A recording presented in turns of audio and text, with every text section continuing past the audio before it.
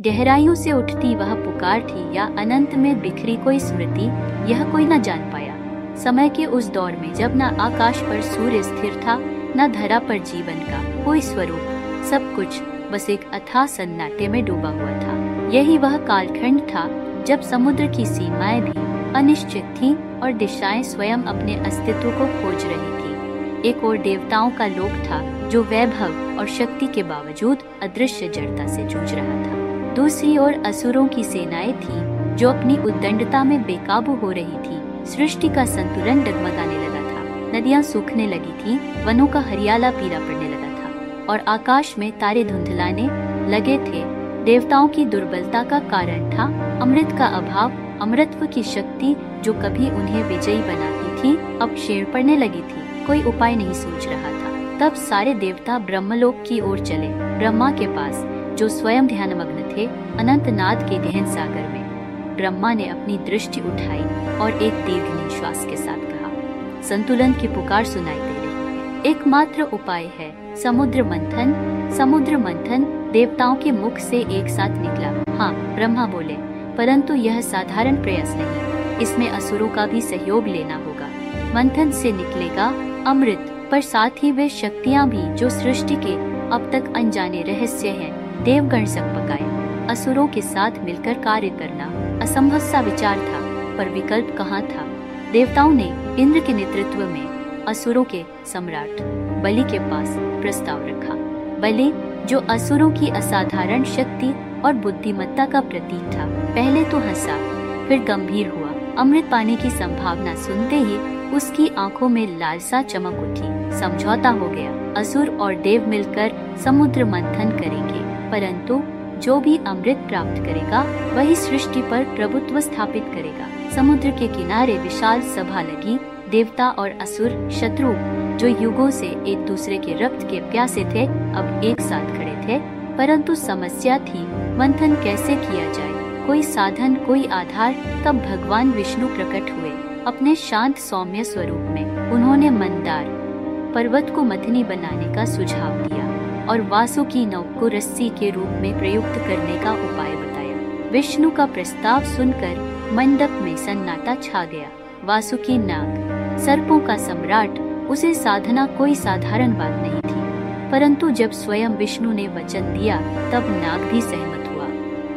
मंदार पर्वत को उखाड़ना भी किसी साधारण कार्य की भांति नहीं था। देवताओं और असुरों ने मिलकर हिमावोर हिमस्त्य खींचा। महासमुद्र के गर्जन के बीच मंदार पर्वत को समुद्र में स्थापित किया गया। वासुकी नाग को मथानी की रस्सी। जब ब्रह्मांड की गति अवरुद्ध हुई है, तब किसी न किसी अज्ञात शक्ति ने उसे पुनः चलायमान किया है। उसी समय जब देवताओं की देह का तेज फीका पड़ने लगा था, उनकी चेतना बोझिल हो गई थी और स्वर्ग की भव्यता भी धीरे धीरे धुंधली होती जा रही थी। इंद्रलोक में एक आपात सभा का आयोजन हुआ।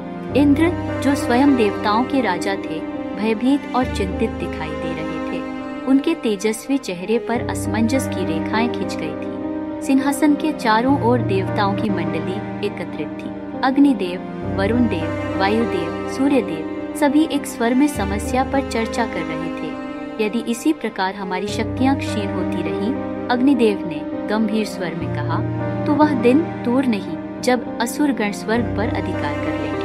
वरुण देव ने अपनी गंभीर आंखों से समुद्र की गहराइयों में झांकते हुए कहा, सिर्फ शक्ति की क्षति नहीं हो रही है, हमारी चेतना भी मंद पड़ती जा रही है। हम जैसे जीवित मृतक बनते जा रही है। इंद्र जो सामान्यतः गर्व और विजय के भाव से परिपूर्ण रहते थे, अब एक थके हुए योद्धा की भांति गहन सोच में डूबे थे। वे जानते थे कि बिना अमृत के उनकी स्थिति असहाय हो जाएगी। हमें ब्रह्मा जी के पास जाना चाहिए। वायुदेव ने प्रस्ताव दिया, केवल वे ही कोई उपाय बता सकते हैं। सभी ने सहमति में सिर हिलाया। निश्चय किया गया कि समस्त देवगण ब्रह्मलोक की ओर प्रस्थान करेंगे, ब्रह्मा जी से मार्गदर्शन प्राप्त करने। यात्रा कठिन थी। समय और अंतरिक्ष की सीमाएं पार कर अंधकार के महासागरों को लांघते हुए देवताओं का दल ब्रह्मलोक पहुंचा। वहां ब्रह्मा जी ध्यान मग्न अवस्था में विराजमान थे। उनके चारों मुखों से वेदों का मधुर गान गूंज रहा था। उनके तेज से समस्त ब्रह्मांड आलोकित हो रहा था। देवताओं ने श्रद्धा पूर्वक प्रणाम किया और अपनी समस्या उनके समक्ष रखी। ब्रह्मा जी ने ध्यान भंग करते हुए गंभीरता से उनकी बातें सुनी। उनका मुखमंडल गंभीर हो गया। समय चक्र की गति बाधित हो रही है। उन्होंने धीमे स्वर में कहा, इसका समाधान केवल समुद्र मंथन से संभव है। समुद्र के गर्भ में जो अमृत छिपा है वही तुम्हारी शक्तियों को पुनः जागृत करेगा। परंतु समुद्र मंथन कैसे? इंद्र ने व्यग्रता से पूछा। हमारी शक्ति तो क्षीण हो रही है और असुरगण हमसे द्वेष रखते हैं। ब्रह्मा मुस्कुराए, एक ऐसी मुस्कान जिसमें अनंत रहस्य छिपे थे। समुद्र मंथन देवताओं और असुरों का संयुक्त प्रयास होगा। उन्होंने कहा, विपरीत शक्तियां मिलकर जब कार्य करेंगी तब ही सृष्टि के गहरे रहस्य उजागर होंगे। देवगण एक दूसरे का चेहरा देखने लगे। असुरों के साथ सहयोग, जो असुर सदा से उनका नाश चाहते थे, जिनसे उनका संघर्ष शाश्वत था। यदि तुम अमृत चाहते हो, ब्रह्मा ने कहा, तो तुम्हें अपने गर्व को त्यागना होगा। असुरों के साथ मिलकर यह महान कार्य करना होगा। देवगण गंभीर हो गए। विकल्प कोई नहीं था। उन्होंने स्वीकृति में सिर हिलाया। ब्रह्मा ने आशीर्वाद दिया और देवताओं को उनके मार्गदर्शन के साथ विदा किया। अब सबसे कठिन कार्य था असुरों को इस योजना में सम्मिलित करना। इंद्र के नेतृत्व में देवताओं का दल पातालोक की ओर प्रस्थान किया, जहां असुर सम्राट बलि का दरबार था। बलि, जो असुरों के बीच सम्मानित और शक्तिशाली था, अपने सिंहासन पर बैठा हुआ था। उसकी आंखों में वही चमक थी जो एक विजेता की होती है। जब देवता उसके दरबार में पहुँचे तो असुर सैनिकों ने तलवारें तान ली। बलि ने हाथ उठाकर उन्हें रोका। स्वागत है देवताओं, बलि ने व्यंग्य करते हुए कहा। आज कैसे पाताल लोक की याद आ गई? इंद्र ने नम्रता पूर्वक हाथ जोड़कर सारी कथा सुनाई। समुद्र मंथन की योजना, अमृत प्राप्ति का रहस्य और सहयोग की आवश्यकता। बलि कुछ क्षण गंभीर रहा, फिर मुस्कुराया। अमृत, उसने कहा, अमृत, उसके लिए सहयोग करना होगा। उसकी दृष्टि चमक उठी। बलि जानता था कि अमृत केवल शक्ति ही नहीं बल्कि सृष्टि पर स्थायी प्रभुत्व का स्रोत था। यदि वह अमृत प्राप्त कर लेता तो देवताओं का अंत निश्चित था। स्वीकार है, बलि ने घोषणा की, परंतु यह निश्चित रहे, जो अमृत पाएगा वही समस्त लोगों पर शासन करेगा। देवताओं ने मन ही मन भगवान विष्णु को स्मरण किया, जिनकी योजना इससे भी आगे थी। परंतु इस समय केवल समुद्र मंथन का कार्य प्राथमिक था। समझौता हुआ। देवता और असुर शत्रु होते हुए भी अब एक ही ध्येय के लिए एकत्र थे। वे समुद्र के तट पर एकत्र हुए। समुद्र की लहरें जैसे इस महान कार्य की आहट सुनकर उग्र हो उठी थी। गगन में काले बादल घिरने लगे थे। वायुगण तूफान के स्वर में गाने लगे थे। मंथन के लिए आधार चाहिए था, साधन चाहिए था। तब विष्णु भगवान प्रकट हुए। अपने शांत तेजस्वी स्वरूप में मंदार पर्वत को मथानी बनाओ, उन्होंने आदेश दिया और वासुकी नाग को रस्सी। देवताओं और असुरों ने मिलकर मंदार पर्वत को उखाड़ा। धरती कांप उठी। पर्वत को समुद्र तक ले जाना भी एक असाधारण कार्य था। उसे समुद्र में स्थापित किया गया और वासुकी नाग को चारों ओर लपेटा गया। देवताओं ने नाग के पूंछ वाले हिस्से को पकड़ा और असुरों ने मुख वाला भाग। विष्णु की गुप्त योजना यही थी कि असुर विष के निकट रहें और उससे प्रभावित हों। मंथन आरंभ हुआ। समुद्र की गहराइयां कांप उठी, जल तरंगे गर्जन करने लगी। मंदार पर्वत डगमगाया और समुद्र में डूबने लगा। देव और असुर घबराए। तब विष्णु ने कच्छप अवतार लिया, एक विशाल कछुए का रूप, और मंदार पर्वत को अपनी पीठ पर स्थिर किया।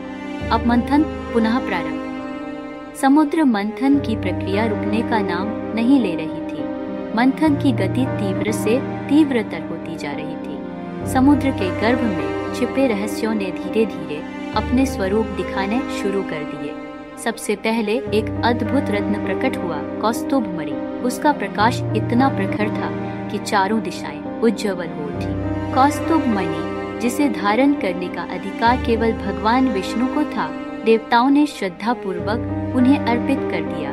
विष्णु ने प्रसन्नता से उसे अपने वक्षस्थल पर स्थान दिया और तभी से वे कौस्तुभधारी कहलाई।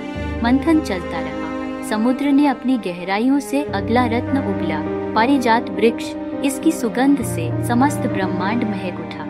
उस वृक्ष के पुष्प कभी मुरझाते नहीं थे। उसे इंद्रलोक में स्थापित किया गया और इंद्र ने स्वयं उसके संरक्षण का दायित्व लिया। अभी देव और असुर विश्राम भी न कर पाए थे कि अगला चमत्कार सामने आया। कामधेनु, वह अद्भुत गाय जो इच्छानुसार अमृत तुल्य देती थी और सबकी आवश्यकताएं पूरी करती थी। ऋषियों ने उसे अपने यज्ञों के लिए मांग लिया और देवताओं ने ससम्मान उन्हें सौंप दिया। समुद्र का रहस्यमय नर्तन जारी था। एक और अद्भुत दृश्य सामने आया। उच्चैश्रवा नामक अद्वितीय घोड़ा उसकी चमकती हुई श्वेत काया से लगता था मानो चंद्रमा स्वयं पृथ्वी पर उतर आया हो। असुरों ने उच्चैश्रवा पर अपना अधिकार जताया और देवताओं ने विरोध नहीं किया। धीरे धीरे एक के बाद एक अद्भुत वस्तुएं प्रकट हो रही थी। ऐरावत हाथी जिसे इंद्रदेव ने अपनाया, कल्पवृक्ष जो इच्छाओं की पूर्ति करता था और दिव्य रत्नों से भरे बहुमूल्य कलश जो सृष्टि के समस्त वैभव के प्रतीक थे। लेकिन मंथन केवल सुखद आश्चर्य ही नहीं दे रहा था। हर वस्तु के साथ एक गहरा रहस्य, एक गहन चुनौती भी जुड़ी हुई थी। असुरों की लालसा बढ़ती जा रही थी और देवताओं के हृदय में भी कहीं न कहीं एक अनकही चिंता का बीज अंकुरित हो रहा था। जब लक्ष्मी देवी प्रकट हुई, सौंदर्य, ऐश्वर्य और संपन्नता की अधिष्ठात्री देवी, तो संपूर्ण वातावरण ही बदल गया। उनके प्रकट होते ही समुद्र की लहरें शांत हो गई, आकाश का अंधकार छट गया और वायुमंडल में मधुरता भर गई। देवता और असुर दोनों उनकी ओर आशाभरी दृष्टि से देखने लगे, परंतु लक्ष्मी का मन स्थिर था। उन्होंने एक दृष्टि से समस्त उपस्थित जनों का अवलोकन किया और बिना किसी संशय के अपने करकमलों से भगवान विष्णु का वर्ण किया।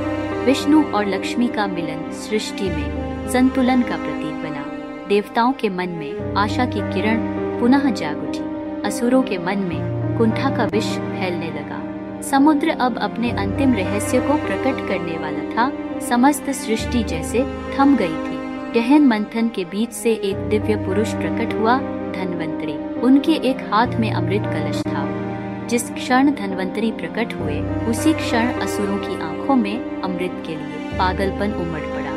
वे चीखते हुए धन्वंतरी की ओर दौड़े, अमृत हमारा है। असुरों ने गर्जना की, देवता भी तत्पर हो गए। अब सृष्टि के इतिहास का सबसे बड़ा संघर्ष प्रारंभ होने वाला था। अमृत प्राप्ति के लिए देवताओं और असुरों के बीच एक भीषण संघर्ष। परंतु भगवान विष्णु जो हर परिस्थिति के सूत्रधार थे, इस स्थिति के लिए पहले से ही तैयार थे। उन्होंने मोहिनी रूप धारण करने का निश्चय किया। एक ऐसा दिव्य स्त्री स्वरूप जो अपनी अद्भुत मोहिनी शक्ति से असुरों को मोहित कर सके। विष्णु ने अपने तेजस्वी रूप का परित्याग किया और मोहिनी के अनुपम सौंदर्य को धारण किया। उनकी आंखों में ऐसी अद्वितीय चमक थी कि असुरों के सारे संकल्प ढहने लगे। मोहिनी ने कोमल मुस्कान के साथ असुरों को समझाया, यदि अमृत का वितरण अव्यवस्थित ढंग से हुआ तो आपस में रक्तपात हो जाएगा। आओ मुझे यह कार्य सौंप दो, मैं निष्पक्षता से अमृत का वितरण करूंगी। असुर जो अपने लोभ और मोह में अंधे हो चुके थे, सहर्ष इस प्रस्ताव को स्वीकार कर बैठे। देवता चुपचाप विष्णु के अद्भुत चातुर्य पर मुस्कुराए। मोहिनी ने अमृत वितरण आरंभ किया। चतुराई से उन्होंने देवताओं को पहले अमृत पिलाना शुरू किया। असुर जो अपनी मदहोशी में थे, कुछ समझ नहीं सके, परंतु सभी को मूर्ख बनाना इतना भी सरल नहीं था। राहु नामक एक चतुर असुर ने इस षड्यंत्र को भांप लिया। वह चुपचाप देवताओं के बीच में आ बैठा और अमृत का पान करने ही वाला था कि सूर्य और चंद्रमा ने उसे पहचान लिया और मोहिनी को संकेत किया। विष्णु ने तत्काल सुदर्शन चक्र से राहु का सिर धड़ से अलग कर दिया, लेकिन अमृत की कुछ बूंदें उसके मुंह में जा चुकी थी। इस कारण से उसका सिर अमर हो गया। तभी से राहु और केतु सूर्य और चंद्रमा के बैरी बन गए और समय समय पर उन्हें ग्रसने का प्रयास करते हैं, जिसे हम आज ग्रहण के रूप में जानते हैं। जब देवताओं ने अमृत का पान कर लिया, उनकी शक्तियां पुनः जागृत हो गई। तेजस्वी स्वरूप में वे असुरों पर आक्रमण करने के लिए तैयार हो गए। भयंकर युद्ध छिड़ गया। असुरों ने वीरता से संघर्ष किया, परंतु अमृतपान से शक्तिमान हो चुके देवताओं के सामने उनकी एक न चली। अंततः असुर पराजित हुए। बलि सहित समस्त असुरों को पाताल लोक में वापस भेज दिया गया। स्वर्ग का वैभव पुनः लौट आया। इंद्र अपने सिंहासन पर पुनः प्रतिष्ठित हुए। देवताओं की दिव्यता चमकने लगी। परंतु यह संघर्ष, यह चातुर्य और समुद्र के रहस्यों का यह उद्घाटन सृष्टि के गहन संतुलन का मात्र एक आरंभ भर था, क्योंकि अमृत के साथ साथ समुद्र ने कुछ ऐसे रहस्य भी जन्म दिए थे जिनकी छाया भविष्य में पुनः उथल पुथल मचा। समुद्र मंथन की गूंज अभी भी आकाश में फैल रही थी। चारों दिशाएं उस दिव्य घटना की साक्षी बन रही थी। देवताओं ने अमृत प्राप्त कर लिया था, असुरों को पराजित कर दिया गया था और स्वर्ग अपनी खोई हुई गरिमा पुनः प्राप्त कर चुका था। लेकिन समुद्र मंथन केवल एक अमृत कलश या कुछ दिव्य वस्तुओं की उत्पत्ति तक सीमित नहीं था। यह एक ऐसी गहन प्रक्रिया थी जिसने ब्रह्मांड के गहरे रहस्यों को भी जन्म दिया था और हर रहस्य के साथ जुड़ी थी एक नई चुनौती। स्वर्ग में भले ही विजय का उत्सव मनाया जा रहा था, परंतु अनंत गहराइयों में कुछ असहज तरंगें उठ रही थी। समुद्र के भीतर से निकली कुछ अदृश्य शक्तियां अब भी मुक्त थी। वे शक्तियां जिन्हें न देवता जान पाए थे, न असुर पहचान सके थे। उन गहन रहस्यों में से एक था हलाहल विष। जब समुद्र का मंथन हुआ था, उस समय सबसे पहले हलाहल नामक भीषण विष प्रकट हुआ था। वह विष इतना प्रचंड और प्राणघातक था कि संपूर्ण सृष्टि को भस्म कर सकता था। उस समय महादेव शिव ने करुणापूर्वक उसे अपने कंठ में धारण कर लिया था, जिससे उनका कंठ नीलवर्णी हो गया और वे नीलकंठ कहलाए। परंतु हलाहल की संपूर्ण शक्ति शिव के कंठ तक सीमित नहीं रही थी। उसका एक अंश समुद्र में फैल चुका था और उस अंश ने अनेक दैत्य और भयावह जीवों को जन्म दिया। इन्हीं विकराल शक्तियों में से एक थी काल के दानवों की जाति। काल के, जो अंधकार और विनाश के प्रतीक थे, समुद्र की गहराइयों में पलते रहे। उनका लक्ष्य स्पष्ट था, देवताओं से अमृत को छीनना और संपूर्ण सृष्टि पर अंधकार का साम्राज्य स्थापित करना। एक दिन जब देवता अपने अपने कार्यों में लीन थे, काल के दानवों ने आकाश मार्ग से आक्रमण कर दिया। सूर्योदय होते ही स्वर्गमंडल में घना अंधकार छा गया। विचित्र गर्जनाएं होने लगी और दिव्य प्रकाश मंद पड़ने लगा। देवता चकित रह गए। यह कैसी विपत्ति? इंद्रदेव ने आश्चर्य से पूछा। नारद मुनि तत्काल वहां पहुंचे। उनके तेजस्वी चेहरे पर भी चिंता की रेखाएं स्पष्ट दिख रही थी। हे देवराज, नारद ने गंभीर स्वर में कहा, समुद्र मंथन के समय उत्पन्न हुए हलाहल विष का अंश समुद्र की गहराइयों में रह गया था। उसी से उत्पन्न हुए हैं काल के दानव। वे अब शक्ति प्राप्त कर स्वर्ग को निगलने चले हैं। इंद्र और अन्य देवगण अविलंब युद्ध के लिए तैयार हो गए, परंतु इस युद्ध की प्रकृति भिन्न थी। काल के दानव प्रत्यक्ष नहीं होते थे। वे अंधकार का रूप धारण कर देवताओं पर छाया की भांति प्रहार करते थे। संपूर्ण आकाश रणभूमि बन चुका था। देवता अपने अस्त्रों से अंधकार को भेदने का प्रयास कर रहे थे, परंतु छाया के विरुद्ध शस्त्र बेअसर सिद्ध हो रहे थे। तभी ब्रह्मदेव प्रकट हुए। हे देवगण, उन्होंने कहा, अंधकार को केवल प्रकाश से ही नष्ट किया जा सकता है, शस्त्रों से नहीं। तो क्या उपाय है प्रभु? इंद्र ने अधीरता से पूछा। ब्रह्मदेव ने मंद मुस्कान के साथ उत्तर दिया, तुम्हें दिव्य दीपों का आयोजन करना होगा। केवल दिव्यता का प्रकाश ही इस अंधकार को समाप्त कर सकता है। इंद्र ने तुरंत आकाश में सहस्त्रों दिव्य दीप प्रज्वलित कराए। उन दीपों का तेज इतना प्रखर था कि अंधकार में छिपे काल के दानव तिलमिला उठे। दीपों के प्रकाश में वे स्पष्ट दिखाई देने लगे। अब देवताओं के अस्त्र सटीक प्रहार करने लगे। भीषण संग्राम छिड़ गया। अग्निदेव ने अग्निवर्षा की, वरुण देव ने जलपात किया, वायुदेव ने भीषण तूफान छोड़े। समस्त देवता अपने अद्भुत अस्त्र शस्त्रों के साथ युद्ध कर रहे थे। काल के दानवों ने भी अपना संपूर्ण बल लगाया, परंतु अंततः प्रकाश ने अंधकार पर विजय पाई। अधिकांश काल के नष्ट कर दिए गए और शेष समुद्र की अतल गहराइयों में भाग गए, जहां वे सृष्टि के अगले चक्र तक विश्राम करेंगे। स्वर्गमंडल फिर से उज्जवल हो गया, परंतु यह युद्ध एक चेतावनी थी। समुद्र मंथन से उत्पन्न हुए रहस्य और शक्तियां अभी पूरी तरह प्रकट नहीं हुई थी। सृष्टि के हर कोने में अब भी कुछ गुप्त शक्तियां थीं, जो समय आने पर जागृत हो सकती थीं। देवताओं ने अपने अनुभव से सीखा कि केवल बल ही नहीं बल्कि बुद्धि, प्रकाश और धैर्य भी आवश्यक थे, और इसी शिक्षा ने उन्हें आगामी संकटों के लिए तैयार किया। कहानी अब एक नए आयाम की ओर अग्रसर थी, जहां समुद्र मंथन से उत्पन्न रत्नों की कथा गहरे रहस्यों के साथ उजागर होने वाली थी। समुद्र मंथन की कथा का विस्तार एक रहस्यमयी अध्याय में प्रवेश कर चुका था।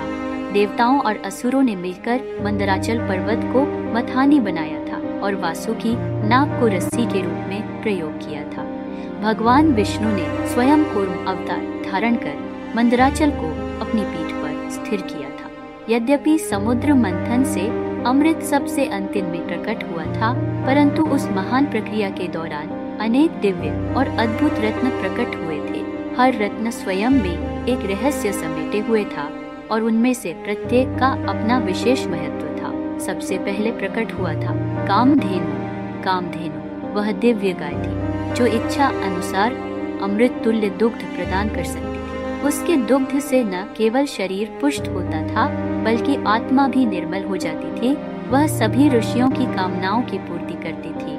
देवता इस दिव्य गाय को देखकर विस्मित रह गए। उसका रूप अद्वितीय था, स्वर्णिम आभा से युक्त, चारों पैरों में चंद्रमा के समान शीतल चमक और नयनों में करुणा की अनंत गहराई। ब्रह्मदेव ने निर्णय लिया कि कामधेनु का स्थान पृथ्वी पर होना चाहिए, जहां वह तपस्वियों और ऋषियों के यज्ञों के लिए उपयोगी सिद्ध होगी। इस प्रकार कामधेनु को महर्षि वशिष्ठ के आश्रम में निवास करने के लिए भेज दिया गया। कामधेनु के प्रकट होते ही प्रकृति में एक नई ऊर्जा का संचार हुआ। वनस्पतियां अधिक हरित हो गई, नदियां कलकल बहने लगी और पृथ्वी अधिक उर्वर बन गई। यह संकेत था कि समुद्र मंथन केवल स्वर्ग के लिए नहीं अपितु संपूर्ण सृष्टि के कल्याण के लिए हो रहा था। कामधेनु के पश्चात समुद्र से प्रकट हुआ उच्चैःश्रवा। यह सातमुखी घोड़ा था जिसकी काया श्वेत कमल के समान उज्ज्वल थी। उसकी गति वायु से भी तेज थी और उसकी हिनहिनाहट से आकाश गूंज उठा था। देवता और असुर दोनों उच्चैःश्रवा को प्राप्त करने की अभिलाषा रखते थे, परंतु अंततः वह देवताओं के स्वामी इंद्र को प्राप्त हुआ। इंद्रदेव ने उच्चैःश्रवा को अपने वाहनों में सर्वोच्च स्थान दिया। उच्चैःश्रवा केवल गति का प्रतीक नहीं था, बल्कि समय की अनंतता और परिवर्तनशीलता का भी द्योतक था। जिस प्रकार समय किसी के लिए नहीं रुकता, उसी प्रकार उच्चैःश्रवा भी अपनी गति से कभी विचलित नहीं होता। इन दो रत्नों के प्रकट होते ही समुद्र में कंपन और तेजस्विता और बढ़ गई। मंथन की तीव्रता ने सागर को उफनते दूध के समान बना दिया था। अगली उत्पत्ति और भी चमत्कारी थी। अब समुद्र से निकली थी ऐरावत। ऐरावत वह विशालकाय दिव्य हाथी था जो 4 दांतों वाला था और जिसकी देह से वर्षा की धाराएं फूटती थी। उसका आकार इतना विराट था कि जब वह चलता तो पृथ्वी हिलती थी और जब वह चिंगाड़ता तो बादलों से वृष्टि होने लगती थी। ऐरावत भी इंद्रदेव को समर्पित किया गया।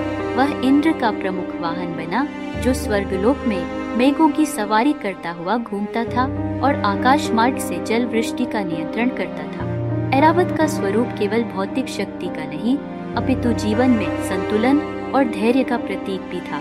कामधेनु, उच्चैःश्रवा और ऐरावत के प्रकट होने से स्वर्ग में एक अलौकिक उल्लास छा गया, परंतु समुद्र मंथन की गाथा यहीं थमने वाली नहीं थी। अगला रत्न था कौस्तुभ मणि। कौस्तुभ वह दिव्य रत्न था जिसे देवताओं के आभूषणों में सर्वोच्च स्थान प्राप्त था। उसका तेज सूरज से भी अधिक था। यह मणि भगवान विष्णु को अर्पित की अपने वक्षस्थल पर धारण किया, जिससे वे कौस्तुभधारी कहलाए। कौस्तुभ मणि केवल एक गहना नहीं थी, बल्कि ज्ञान, चेतना और दिव्यता का प्रतीक थी। इसकी उपस्थिति स्वयं में ब्रह्मांडीय संतुलन का प्रमाण थी। कौस्तुभ के साथ ही समुद्र ने एक और अद्भुत रत्न उगला, कल्पवृक्ष।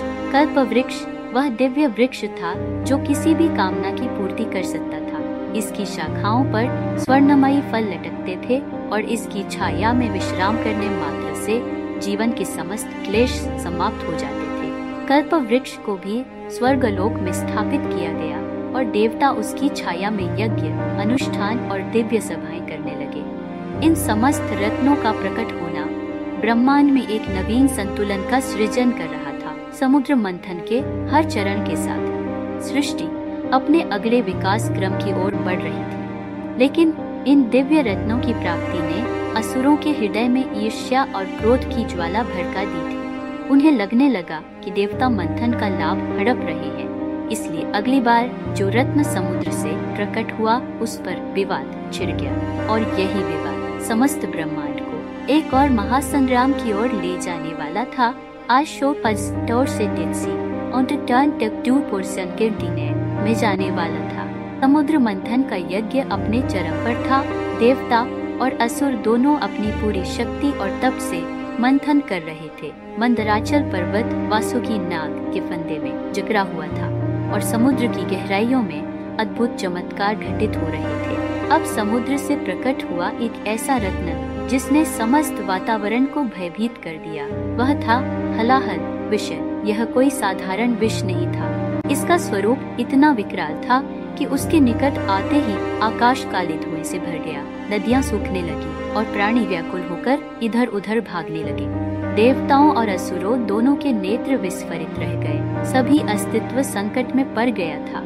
यह विष इतना घातक था कि संपूर्ण सृष्टि के विनाश का कारण बन सकता था। देवता दौड़कर ब्रह्मा और विष्णु के पास पहुँचे। सभी का एक ही प्रश्न था, इस भयंकर विष से कौन रक्षा करेगा? इस भयंकर विष से कौन रक्षा करेगा? तब समस्त देवताओं ने मिलकर भगवान शिव का आह्वान किया। शिव, जो सदा सृष्टि की रक्षा के लिए अग्रसर रहते हैं, कैलाश पर्वत से प्रकट हुए। उनकी आंखों में असीम करुणा थी और उनके मुखमंडल पर दिव्य तेज। भगवान शिव ने बिना किसी संकोच के हलाहल विष को अपनी देवतायत विष को अपनी। समुद्र मंथन का सिलसिला थमा नहीं था। हलाहल विष चंद्रमा और धन्वंतरी के प्रकट होने के बाद समुद्र की गहराइयां एक बार फिर रहस्यमय रूप से कंपन करने लगी। समस्त देवताओं और असुरों की दृष्टि अब समुद्र की सतह पर टिक गई थी। कुछ अद्भुत घटने वाला था और फिर समुद्र ने प्रकट किया अगला दिव्य रत्न, ऐरावत। ऐरावत कोई साधारण हाथी नहीं था। उसका रूप 4 दांतों वाला, विराट और अत्यंत उज्जवल था। उसके शरीर से ऐसी शुभ्र ज्योति निकल रही थी कि चारों दिशाएं प्रकाशमान हो गई। ऐरावत को देखकर देवराज इंद्र के नेत्रों में एक अपूर्व चमक आ गई। देवगुरु बृहस्पति ने संकेत किया और देवराज इंद्र ने ऐरावत को अपने वाहन के रूप में स्वीकार कर लिया। ऐरावत न केवल शक्ति का प्रतीक था, बल्कि वर्षा, उर्वरता और समृद्धि का भी द्योतक बना। इसीलिए ऐरावत को आज के स्वर्ग के सिंहासन का अभिन्न अंग माना जाता है। अभी सभी इस दृश्य से मुग्ध ही थे कि समुद्र ने अगला चमत्कार कर डाला। इस बार प्रकट हुई कामधेनु। कामधेनु को समस्त इच्छाओं की पूर्ति करने वाली दिव्य गाय थी। उसकी देह स्वर्णिम थी। उसके थनों से अमृत समान दूध धारा प्रवाहित हो रही थी। देवताओं ने विचार किया कि इस अद्भुत गाय का उचित स्थान धरती पर होना चाहिए ताकि ऋषि मुनि अपने यज्ञों और तपस्याओं के लिए इसका उपयोग कर सके। अतः कामधेनु को ऋषि वशिष्ठ को समर्पित कर दिया गया। कामधेनु ने युगों युगों तक धर्म की रक्षा में अपनी भूमिका निभाई।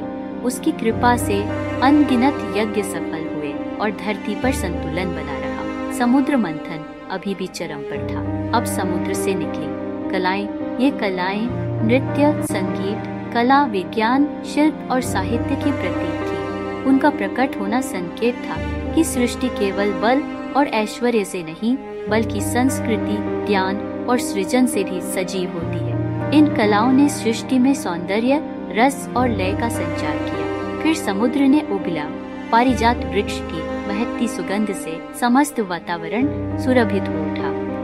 इस वृक्ष के फूल इतने दुर्लभ और दिव्य थे कि उन्हें पाने की आकांक्षा देवताओं और असुरों दोनों में थी। अंततः इस वृक्ष को स्वर्गलोक में स्थान दिया गया, जहाँ यह नित्य पुष्पित और फलित होता रहा। इसके बाद समुद्र से प्रकट हुई अप्सराएं। इन अप्सराओं का सौंदर्य अनुपम था। वे नृत्य, गीत और सौंदर्य की मूर्तिमान प्रतिमाएं थीं। इनमें उर्वशी, मेनका, रंभा, तिलोत्तमा जैसी अप्सराएं प्रमुख थीं। वे स्वर्गलोक की शोभा बढ़ाने लगी और कालांतर में विभिन्न घटनाओं में महत्वपूर्ण भूमिकाएं निभाई। अभी सब कुछ थमा भी नहीं था कि समुद्र ने अगला आश्चर्य प्रकट किया। यह शंख कोई साधारण शंख नहीं था। इसका नाद ब्रह्मांड के आरंभिक ओम ध्वनि का प्रतीक था। शंख को विष्णु भगवान ने अपने हाथों में धारण किया।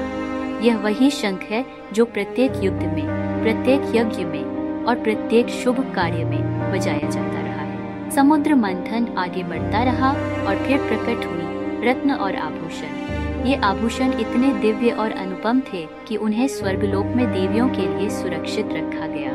इनमें कौस्तुभ मणि सबसे महत्वपूर्ण थी, जिसे भगवान विष्णु ने अपने वक्षस्थल पर धारण किया।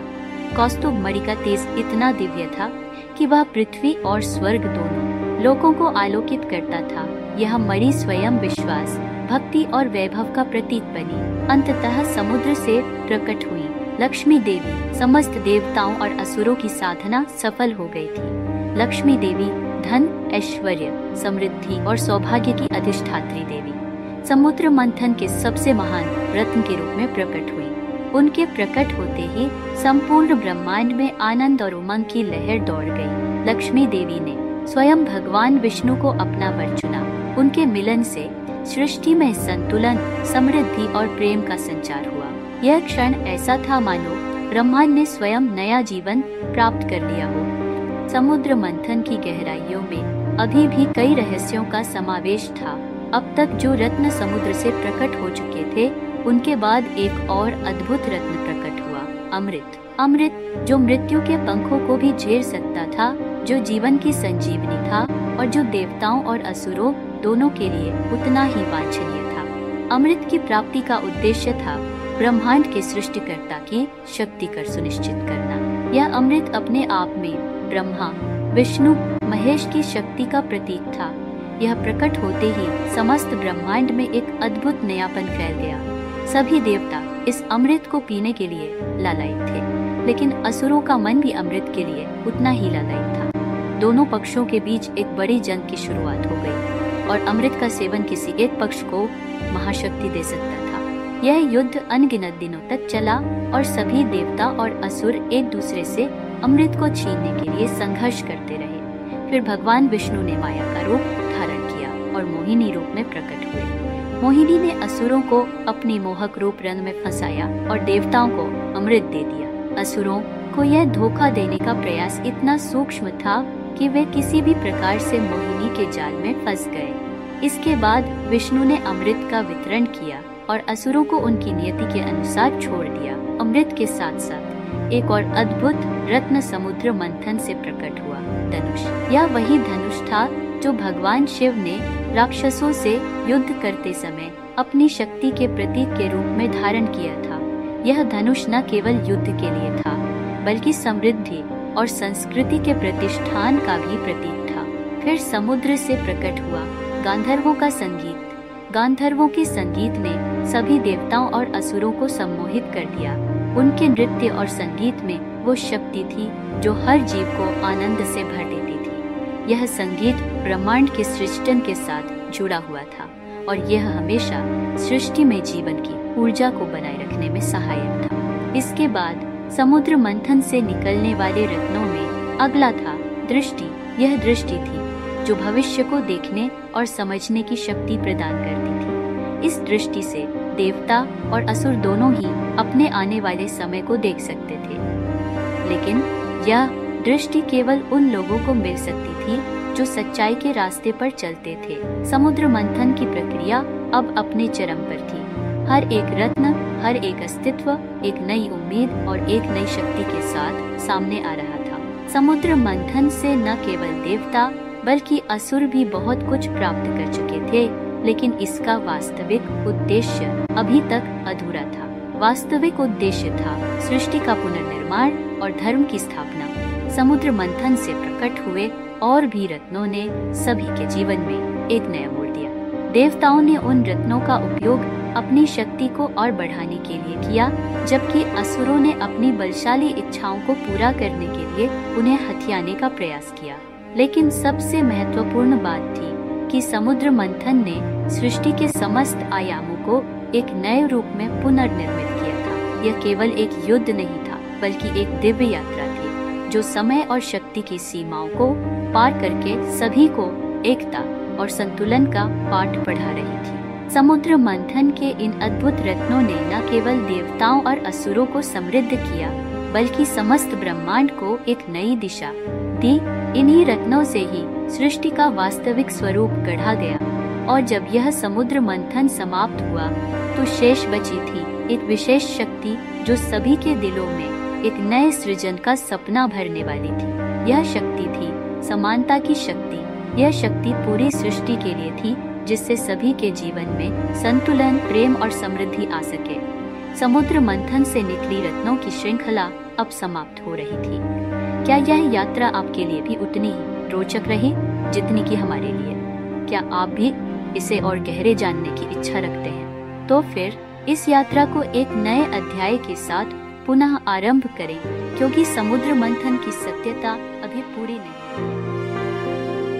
तो बस साथियों, समुद्र मंथन का ये पहला मजेदार भाग यहीं पूरा होता है, लेकिन असली धमाका तो अभी बाकी है, क्योंकि जल्द ही हम लेकर आ रहे हैं इस कहानी का दूसरा भाग, और उसमें निकलेंगे समुद्र से वो अद्भुत रत्न जिनकी दास्तान सुनकर आपके कान भी खड़े हो जाएंगे।